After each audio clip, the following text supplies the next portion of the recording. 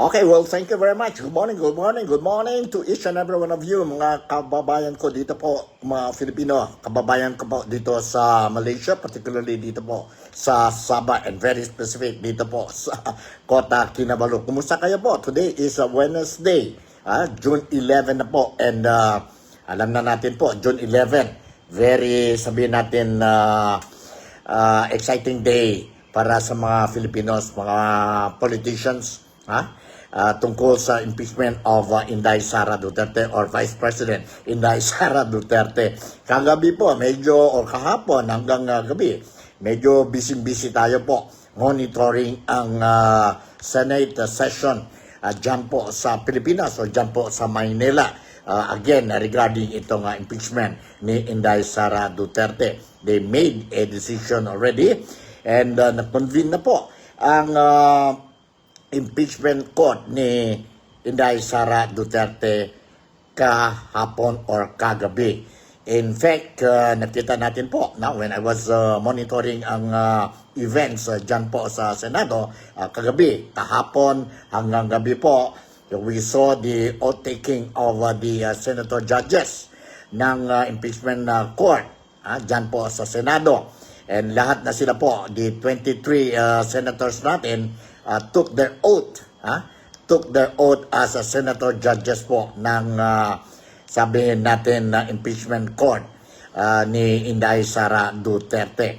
And anong decision? Ang decision po is after they took their oath,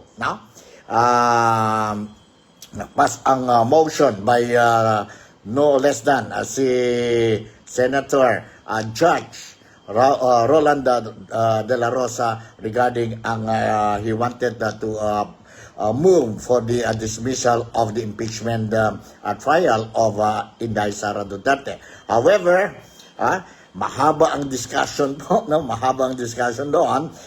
Ilang beses na temporarily suspended ang session by no other than si Senate President and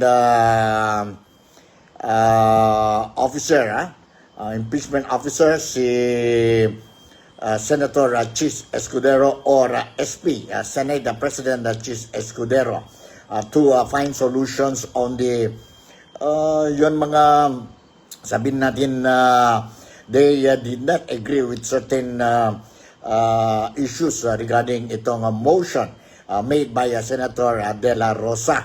And luckily or unfortunately, para sa mga supporters ni Inday Sara Duterte and those who are against Inday Sara Duterte, luckily or unfortunately, nagpasok din si Senator Alan Peter Cayetano suggesting a better solution to solve the crisis ba yan? Crisis on how to address itong motion of Senator De La Rosa, ang dismissal po. And finally, they agreed na return back to center. Akala ko yung return back to center, yun lang po para sa post office natin dyan po sa Pilipinas. Apparently, nakita natin po, mayroon pala, can use also return back to center. Ang article of impeachment of Inday Sara Duterte po to the Congress or House of Representatives. And today, June 11, Wednesday ngayon po, para sa mga kababayan ko, kaibigan ko, mga Malaysians who are very keen also or very interested to know what is the updates regarding itong issue. Now, I will be sharing with you some news, detalles, details regarding the events that happened yesterday dyan po sa Senado or dyan po sa Manila about the issue. And of course, it will be supported with, sabihin natin, itong footages which I recorded po. Para this you will have a clear picture of what really happened during the debate, discussions dyan po sa Senado kagabi. Alright? So, magandang sabihin natin na salamat pagi, salamat patang and salamat malam. In other words, good morning, good afternoon, and good evening to each and every one of you. Kung nandito kayo sa Malaysia o dito sa Sabah, nasa Pilipinas kayo o sa ibang nation kayo po, mga overseas Filipino workers. And thank you very much for watching itong program natin po, NikTok, The Real Talk with Nico. And dito po, today, at this very moment, I will be sharing with you some updates regarding what happened yesterday. Okay, to start with po, I will share with you itong news article printed or published by Philstar. And this is the headline today dyan po sa Philstar sa Philippines. Ang title ng news article is Senate remands Sara impeach case to House. Alright? Nandito po ang detalles ng balita na ito. Senators took the oaths last night as judges in an impeachment court that will try Vice President Sara Duterte for culpable violation of the Constitution and betrayal of public trust, among other charges. Last night ito po, ang mga senador, now we call them as senator judges po, they took their oath already last night. Last Tuesday, ang presiding officer of the impeachment court at saka he is the Senate President, si Senator Chis Escudero, also took his oath last Tuesday po as the presiding officer of the impeachment court. Later in the evening, that means last night, the Senate voting 18-5, no abstention, 0 abstention, decided to remand the articles of impeachment back to the House of Representatives with only Senators Coco Pimentel, Risa Hontiveros, Nancy Binay, Grace Poe, and Sherwin Gatchalian voting against the motion. Ibig sabihin, of the 23 senators or senator judges who were present during the votation last night, 5 lang po, only 5 senator judges oppose the motion of Senator De La Rosa asking for the return the article of impeachment to the House of Representatives. In fact, si Senator De La Rosa made a motion to dismiss the impeachment trial.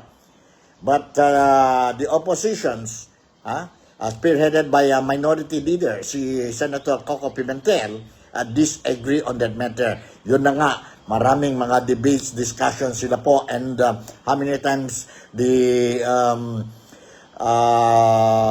Senate President suspended the session to allow the senators for a compromise, to come up with a compromise. So, nagpasok din si Senator Alan Peter Cayetano suggesting a better solution on how to solve the problem. And his suggestion was return back the article of impeachment of Inday Sara Duterte to the original sender, or in other words, to the House of Representatives. And may mga condition yan po. And at the end of the day, they voted 18-5. Sino-sino yon 5 who did not agree with the motion of Senator De La Rosa and amended by Senator Alan Peter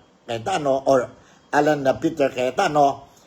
Ito po, si Senator Coco Pimentel, who is the minority leader, Senator Judge Risa Hontiveros, Senator Judge Nancy Binay, Senator Judge Grace Poe, and Senator Judge Sherwin Gatchalian.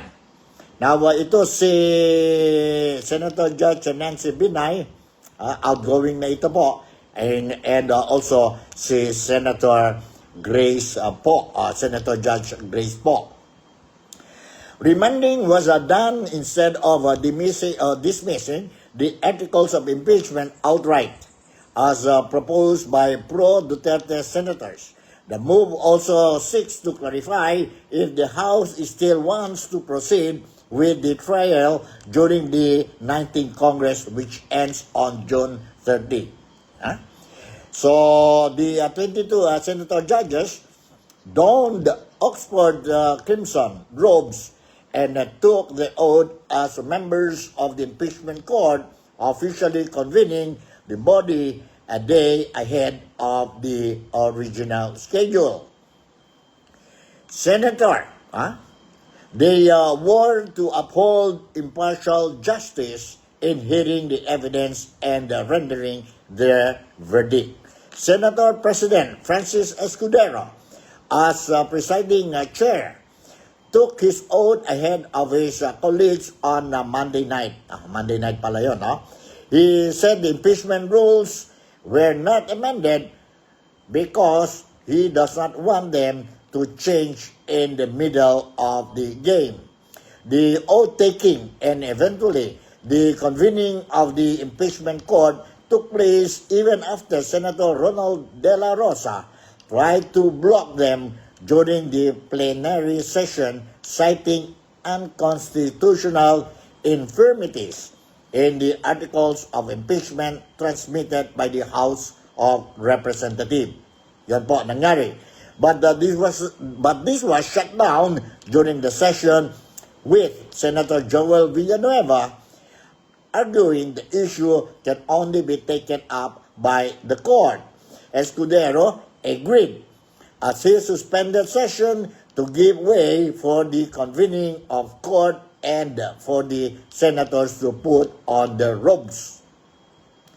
But before the court was called to session, during a break, Senator Ruben Padilla almost came to blows with Villanueva for the letters vehemently opposing De La Rosa's motion to dismiss the impeachment case. De La Rosa intervened to stop the agitated Padilla from coming near Villanueva, who just smiled and walked away. Padilla later apologized to Villanueva, saying tensions is high in the plenary. I love you, pare, Padilla told Villanueva during this session. While their colleagues wore the crimson robes, Senators Cynthia Villar, Jaime Marcos, and Padilla did not. Wala sila po yon crimson robe. They did not use. Villar said she was not able to have her robes fitted, while Padilla said his did not fit. Marcos said her office did not receive her robe. After the convening of the impeachment court, De La Rosa repeated his motion to dismiss the impeachment outright due to constitutional infirmities, citing the House of Representatives' alleged move to circumvent the one-year bar on impeachment of directly transmitting after one-third vote an alleged fourth impeachment complaint. Senators Bongo and Senator Judge Padilla seconded De La Rosa's motion, saying the Senate should focus on passing more important process or pieces of legislation that address concrete issues instead of tackling politically charged and divisive issues like impeachment. The debates on remanding the complaint back to the House prosecutors stemmed from an inadvertent point in Go's speech seconding the De La Rosa motion. Senator Alan Peter Cayetano highlighted Go's point, saying De La Rosa should amend his motion to dismiss into a motion to remand to the House representative. Just hear me out on every political, or just hear me out on every or very political approach to this one. One, we can dismiss today. Two, we can remand it to the House. Or three, we can proceed tomorrow. But we need to decide, he said. The move to remand the impeachment complaint makes strong opposition from Senators Sherwin Gatchalian and Grace Poe, who expressed concern that the sending of a complaint back would prematurely invalidate it and prevent the trial from proceeding. Meanwhile, the House Committee on Good Governance yesterday recommended the filing of perjury, bribery, and corruption against Duterte over the alleged misuse of 12.5 million pesos confidential fund of the Office of the Vice President and the Department of Education. In its committee report, the 1503, presented by the committee chairman and Manila 3rd District Representative Joel Chua before the plenary, the filing of technical malversation, falsification and use of falsified documents and plunder, betrayal of public trust, and culpable violation of constitutional against other erring officials was also recommended. The plenary adopted the committee report. We want justice, not politics. Let us remand the case back to them instead of politicizing it. Let us not resort to shortcuts to justice. Justice denied and done wrong is no justice at all, sabi ni Senator Judge Go. Senator Minority Leader Aquino Pimentel III voiced opposition to the move, saying it would be unconstitutional for the Senate to cut short the process by dismissing the impeachment complaint. He also said the Senate has to respect the move of the House to transmit the articles of impeachment after getting one-third vote of all members. The people also want to know if the House acted justified because her reputation in public service was already tarnished. The trial will give that impeached official the chance to clear her name. This motion may be premature to entertain. Let's wait for the answer to be filed by the impeached official, he said. Earlier yesterday, Escudero said there was no more stopping the impeachment court from convening today or yesterday after the referral on Monday of the articles of impeachment to the Rules Committee and after his colleagues voted during plenary session to allow him to take his oath as impeachment court presiding officer. Whatever happens, it is my view that the impeachment court will convene. That is what we voted Monday. So, that is what should happen before we adjourn Escudero said in an ambush interview before yesterday's session for the Senate took with their oaths.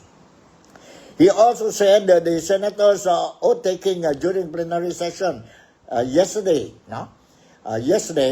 only paved the way for constituting the court and not yet convening. It is only ceremonial for the article of impeachment to be forwarded to the Rules Committee, Escudero said, as he denied that the move could kill the case by letting it slip in the committee. That is a technically that I will not allow as the presiding officer. I don't see that as a technicality that could be stopped convening the impeachment court, Escudero said. So, kagabi po, nagpas na ang amended resolution of Senator Judge Bato de la Rosa, amended by Senator Judge Alan Peter Cayetano.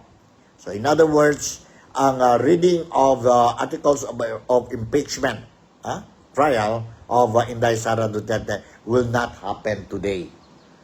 Kasi schedule ngayon po, no? Wednesday schedule ngayon for the reading of the impeachment. So what they decided is, itong article of impeachment will now return. Balik ito po. Diyan po sa Kongreso, House of Representatives, and may mga condition that they have to clarify, answer po. And that answer, verification, clarification po, will now allow sabihin natin, itong 20th Congress to make a decision. In other words, ang 19th Congress, which will end on June 30 po, they will not make a decision. Itong impeachment trial of Inday Sara Duterte. It will be now the 20th Congress. It will now be the 20th Congress. Shoutout muna tayo kay Ervi Castle, who is watching my program today. Thank you very much, Elvin, Ruben Castillo. Also, I would like to say good morning to you. And of course, John C. Crismalin sa Tawi-Tawi. Good morning to you. And ang kaibigan natin dito po sa Sabah, mga Filipinos, whom according to them, no need to mention the name. No need to mention the name. Okay, yan po. And later on po, I'm going to share you itong mga footages which I recorded what happened during the session yesterday, especially kagabi po. Kagabi. And now, for your information, I just want to inform you that since we are talking about Inday Sara Duterte, or the Vice President of the Philippines, Inday Sara Duterte, who is now involved in this impeachment trial. Now, Inday Sara Duterte is in Malaysia. She is now in Kuala Lumpur. Although there was a statement confirming that the Vice President left the Philippines to Kuala Lumpur, they did not specify or mention the date when Inday Sara left for Malaysia or for Kuala Lumpur. Is it yesterday or the other day?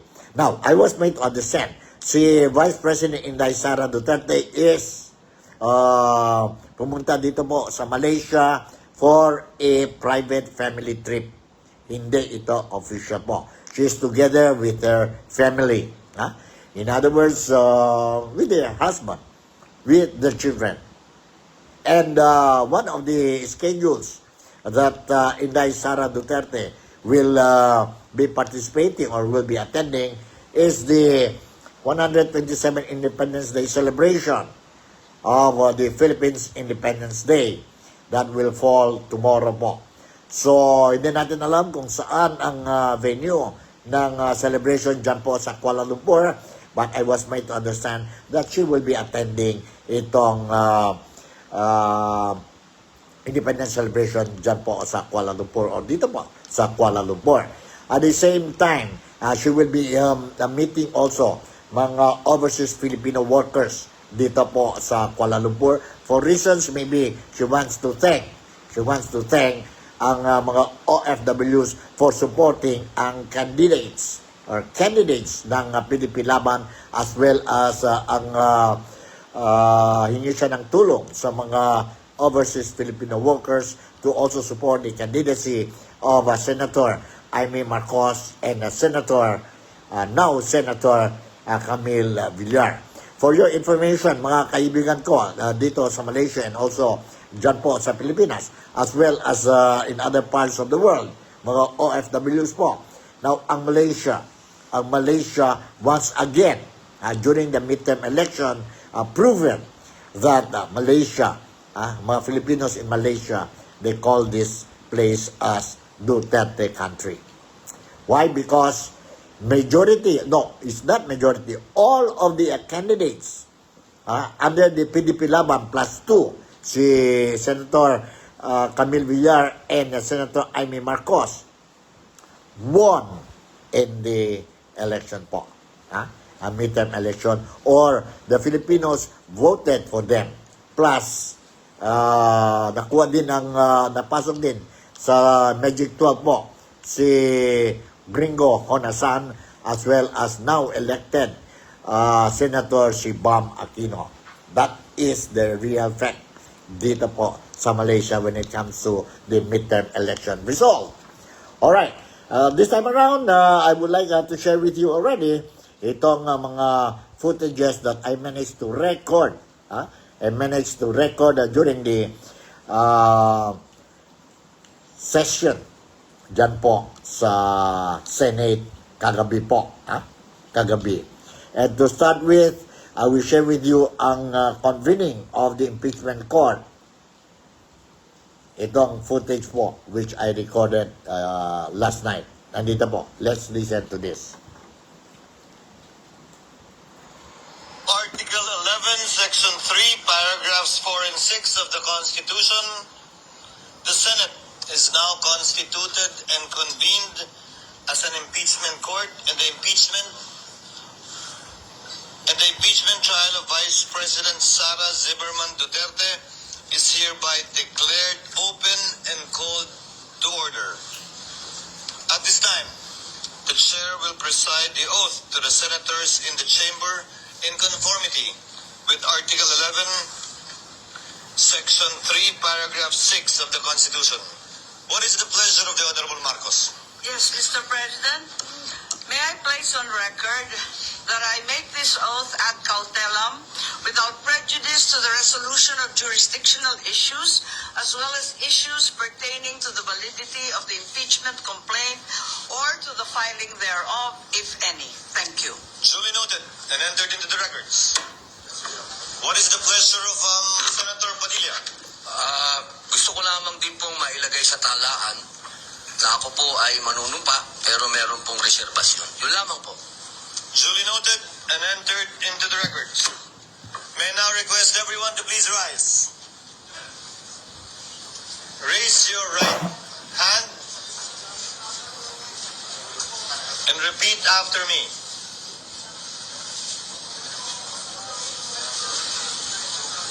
I, please state your name. Solemnly swear that in all things appertaining to the trial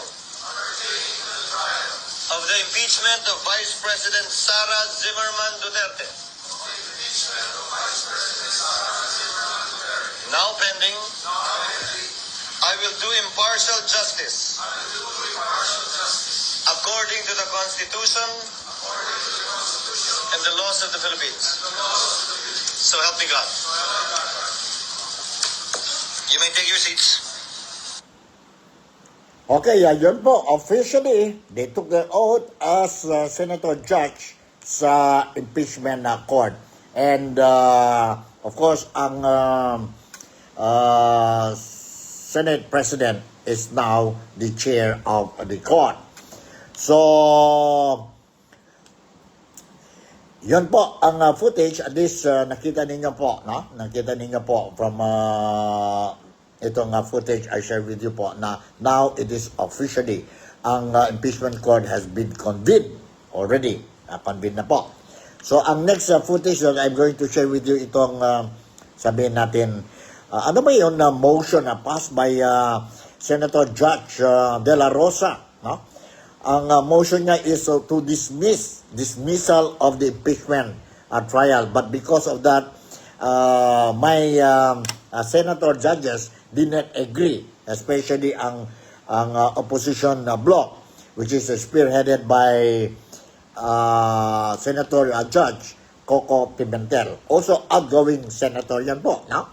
And nag-intervene din si Senator Judge Alan Peter Cayetano and proposed a suggestion po on how to address itong problema ng motion of Senator Judge De La Rosa calling for dismissal of the impeachment trial.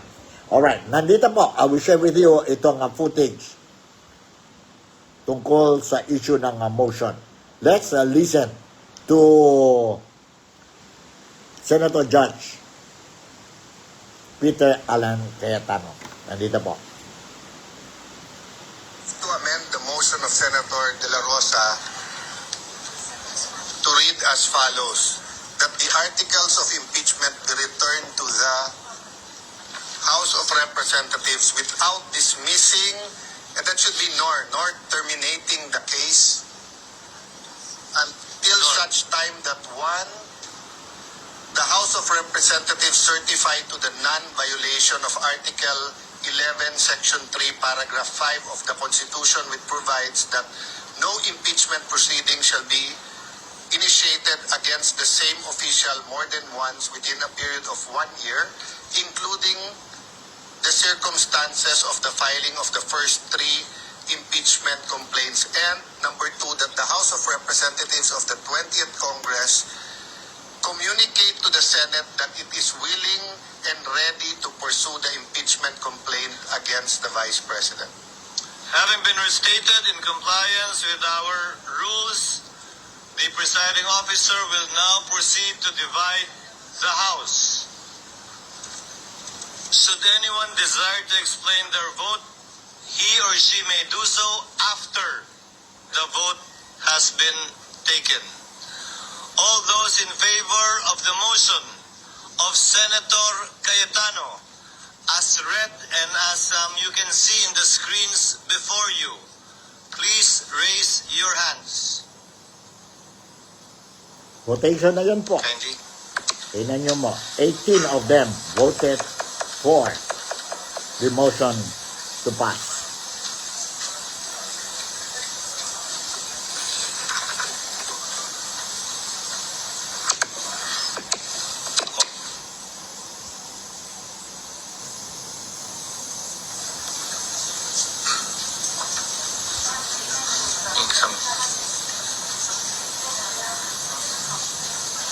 All those against the motion of Senator Judge Cayetano, please raise your hand.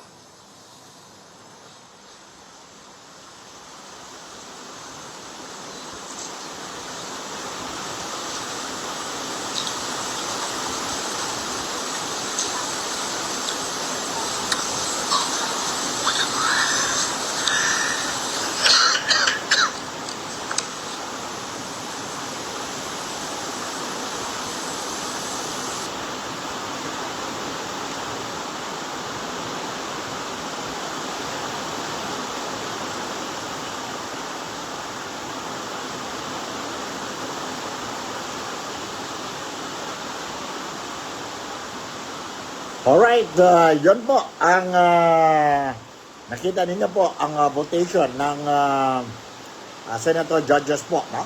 And yeah, you can hear ang sound ng ulan dito po sa Kota Kinabalu. Heavy rain din po. We're experiencing heavy downpour dito po sa Kota Kinabalu, particularly dito po sa area ko sa Penampang District. Alright, now let's hear the result of the votation. Result of the votation. Hold on, ha? Okay. 206. Let's listen to this. Let's watch. With 18 affirmative votes, 5 negative votes, 0 abstention, the motion of Senator Cayetano is carried. What is the pleasure of Senator Judge Tolentino?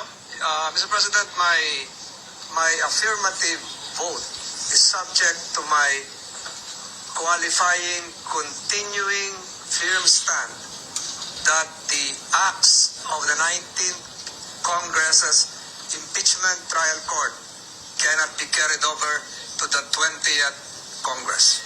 It has reference to the number 2 paragraph of the amended Senator Judge Cayetano's motion, amending Senator De La Rosa's motion.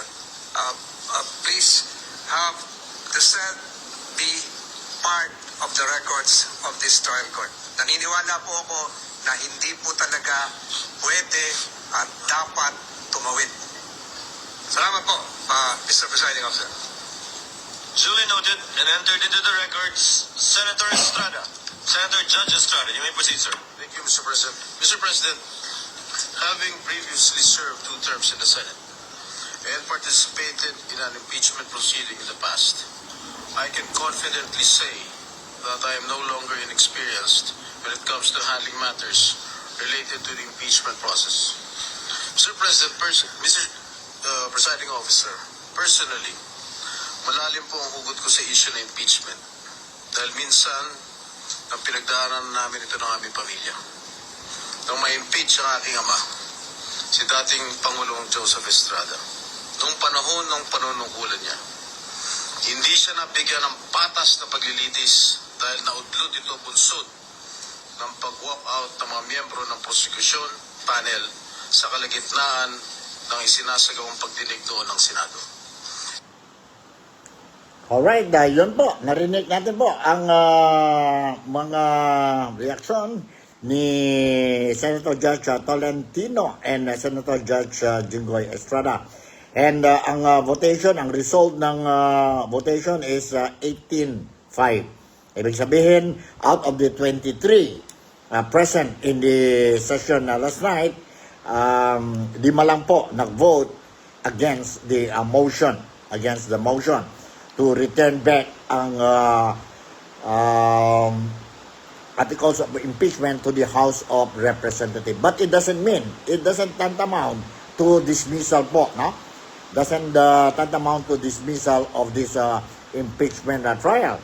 Now, sino-sino yun po? Once again, I would like to say, repeat, those who went against the motion was where? Senator Judge Coco Pimentel, Senator Judge Riza Antoveros, Senator Judge Nancy Binay, Senator Judge Grace Po, and Senator Judge Sherwin Gatchelian. So, at least mayroon na tayong, or kung sino man yun,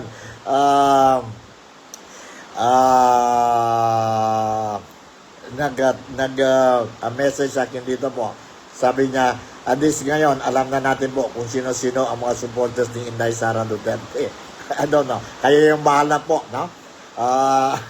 Kayo yung bahala. So, 5 po against sa Sara Duterte, sabi niya. Itong kaibigan natin dito po sa NikTok, The Real Talk with Nico. So, alright, let's move. Another footage that I want to share with you, ang comment ni Senator Judge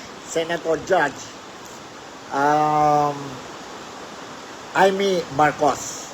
Ang background natin medyo maingay dahil po we are experiencing a heavy downpour dito po sa Kota Kinabalu.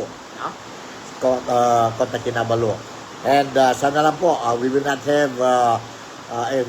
not experience a flash flood po. Sana maghinto na ito po, heavy downpour natin para wala tayong problema.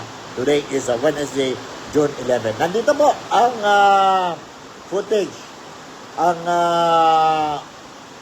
rason why Senator Judge Amy Marcos voted for affirmative move sa motion of Senator Judge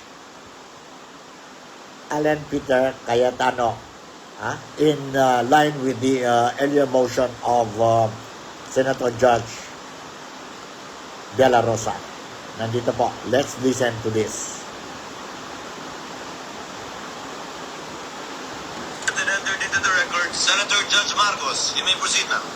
Yes, maraming salamat sa ating presiding officer. Sang-ayon po ako sa motion ni Senator Judge De La Rosa at Senator Judge Cayetano.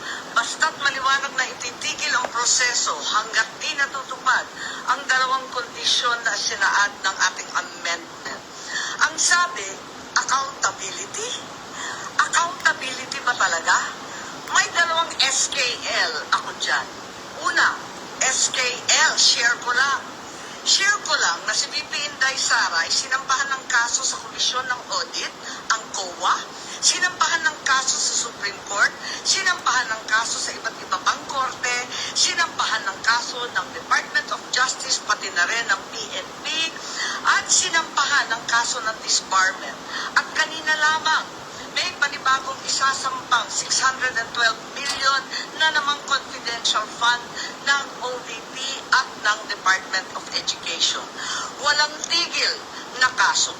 Kung accountability ang tunay na gusto ng mga birit ng birit, bakit hindi pag-usayan ang mga kaso para panagutin si VP Inday sa mga yan? May multa yan, may kulong if ever mapatunayan. Aba, damang-dama ang accountability kapag ganyan. Itong impeachment na inipit, inupuan, nilimliman, minadali, ibinalibag sa Senado sa dulo ng sesyon. Ito ay ang pinakamaliit na iskinita ng accountability na yan.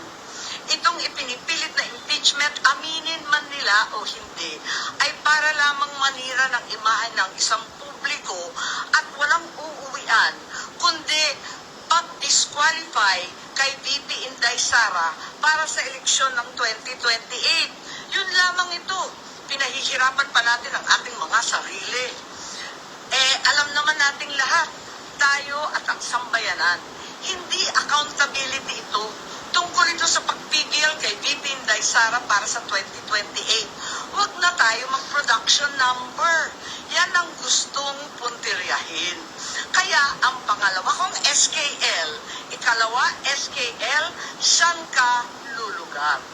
Kapag umuo ka sa pagpatuloy ng impeachment, magpadala ka sa mga ambisyoso ng 2028. Kapag pinadismiss o pinaremand mo naman, sasabihan kang pinoprotektahan mo si Inday. SKL, saan ka lulugar? Ako sa tama. Magpakatotoo tayo, mga kapatid na hukom at senador. Malayo pa ang 2028. Maraming gutom at naghihintay ng serbisyo mula sa Senado. Hindi tanga ang Pilipino. Alam natin ang motibo at tunay na pakay ng mga lulong sa ambisyon at kapangyarihan. Okay, yun po si Senator Judge Jaime Marcos. And this time around, I would like to share with you another footage, yon clarification ni Senator Judge Alan Peter Cayetano. Hold on. Senator Judge Alan Peter Cayetano. Ito po. 213. Sana yung 213. Congress.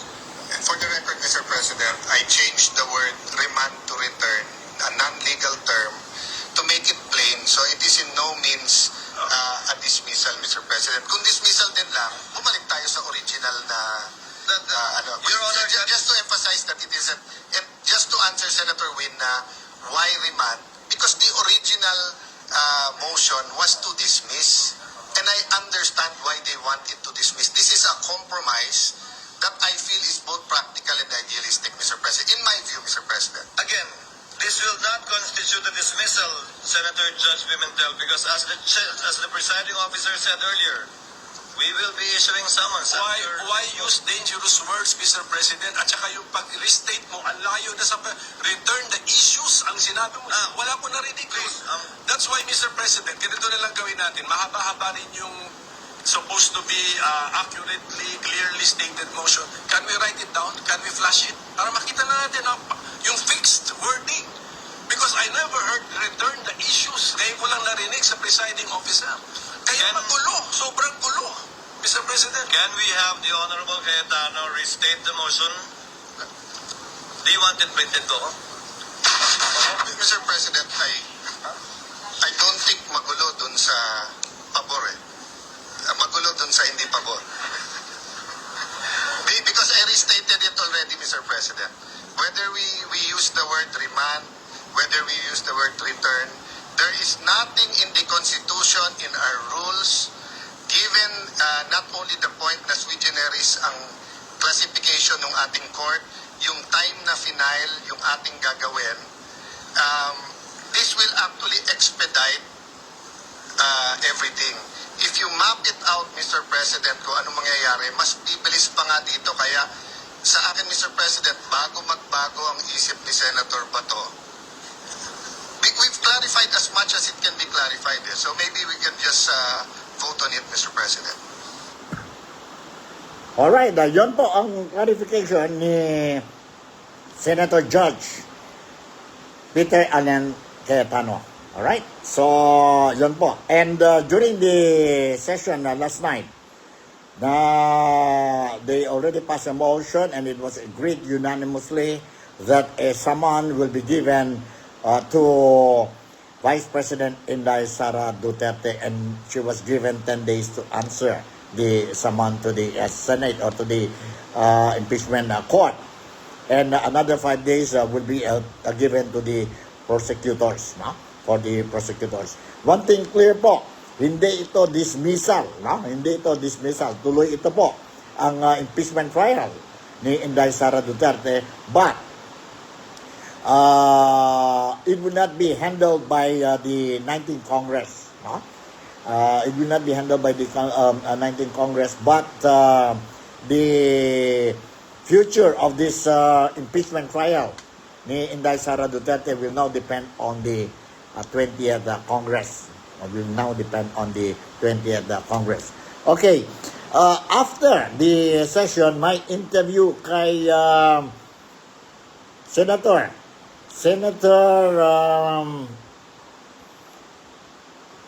Judge Coco Pimentel. Outgoing nito si Senator Judge Coco Pimentel. Let's listen to the interview of Coco Pimentel. Wala kami responsibility doon sa ambiguous motion na yun. Kung ano man ang epekto sila, ipa-explain natin. But this has been a very disappointing night.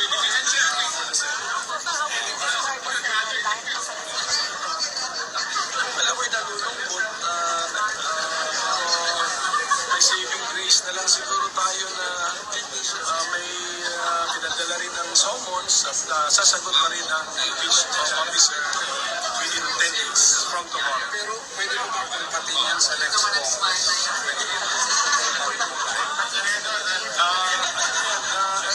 I-address na natin yung tanong sa 20th Congress. Basta sa point of view ng 19th, given the wording na motion na in-approve nila, mukhang sa point of view ng 19th Congress Senate na pwedeng ipasa sa 20th Congress Senate. Pero kung tatanggapin ng 20th Congress Senate, sila ang sasagot. Yan ay contradicting yan kasi sinabi na yan ang mga saman niya. Hindi yan binding to sa 20th Congress either house or... Di ba contradicting din sa sinabi niyang dismiss na nila?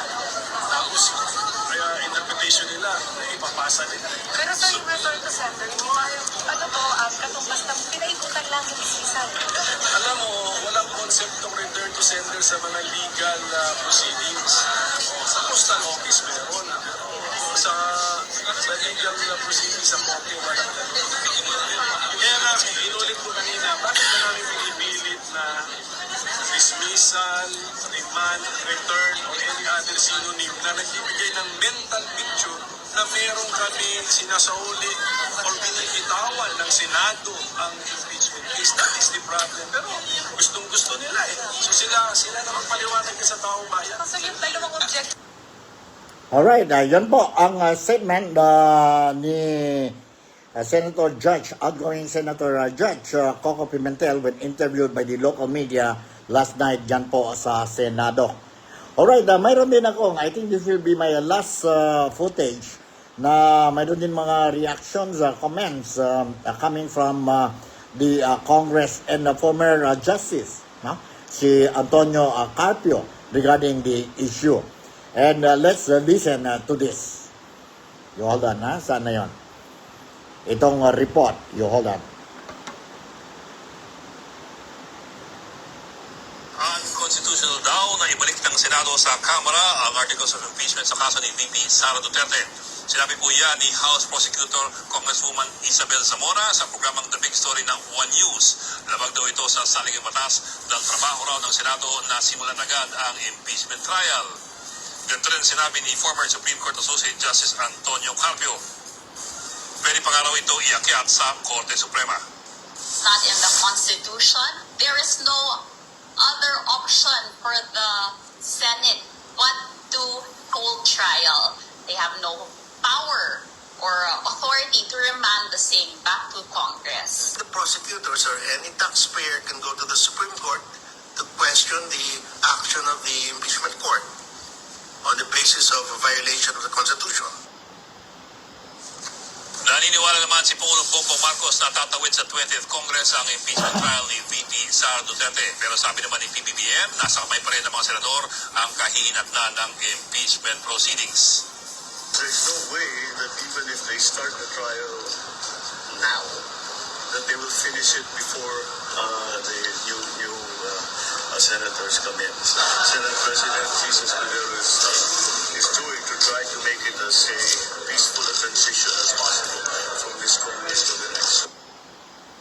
Alright, yan po ang statements ni former Supreme Court Justice si Antonio Carpio as well as si Representative Isabel Zamora, and of course ang presidente natin si President Ferdinand Bongbong Marcos regarding the issue. Kaya nga sabi ni President Bongbong Marcos Jr. na we don't have enough time. Even magtuloy itong impeachment trial ni Inday Sara Duterte sa 19th Congress, walang enough time po. Walang enough time. So, klarong-klaro po. And today, I don't know kung matuloy ba, pero based on what transpired last night doon po sa Senado, na hindi na po kailangan ang reading of the articles of impeachment ni Inday Sara Duterte today. Pero may session sila ngayon po.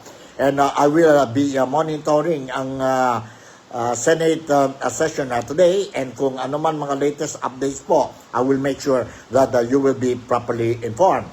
As of press time, na wala pa tayong reaksyon na coming from Inday Sara Duterte regarding what transpired dyan po sa Senado last night.